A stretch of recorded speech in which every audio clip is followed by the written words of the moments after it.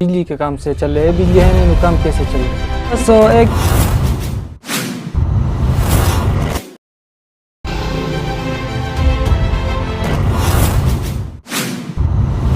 बिजली यहाँ पे न होने के बराबर है। गर्मी शुरू होते ही चकेसर में लोड शेडिंग में इजाफा कर दिया गया और 12 घंटे मुसलसल लोड शेडिंग की वजह से न सिर्फ आवाम को मुश्किलात का सामना है बल्कि कारोबार जो है वो भी ना होने के बराबर नज़र आ रहा है। और इस हवाले से आवाम का कहना है कि उनको बहुत मुश्किलात दरपेश है, लेकिन वो अपना फरियाद किससे करें। लोड शेडिंग की वजह से कारोबार नहीं चल रहे हैं ना, बिजली नहीं है तो हमारी मशीन भी कैसे चल रही है, हम सारी काम बिजली के काम से चल रहे हैं, बिजली है नहीं तो काम कैसे चल रहे हैं। बस 1 घंटा बिजली है तो बाकी बिजली नहीं है। तो फजर की बाद 1 घंटा है तो फिर 12 बजे 1 घंटा है तो फिर इशा के बाद 10 बजे बिजली आएगी। इसकी हमारी कारोबार नहीं चल रहे तो कितना जुड़ी बाकी है, तो ईद भी नहीं है लेकिन काम नहीं चल रहा। इस वजह से